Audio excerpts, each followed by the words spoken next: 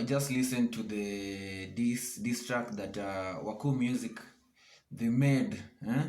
Waku Music, yani hata ilikuwa tu ni moja, like anajita sijui Abin what?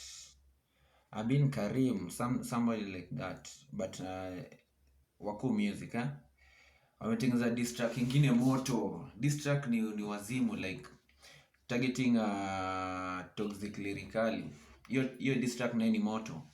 Wanaambia Toxic that hahitaji kiburi manze kwa industry, hahitaji nini, hahitaji pressure, hahitaji nini, hatujui pale wamekorofishana, but Toxic manze, Toxic anasema ati yeye hizi make reply kwa msemo nyatiana blue tick nini, asema ati kama uko kwanza na blue tick, uko na blue tick ati ndio kupatie diss, and hii stuff inakasirisha mafans. Unacheki kama ni rap, unajua msana kudiss, anakudis unarudisha na diss Unacheki kudiss manze, unacheki mistari zinafaa kuwe loaded manze.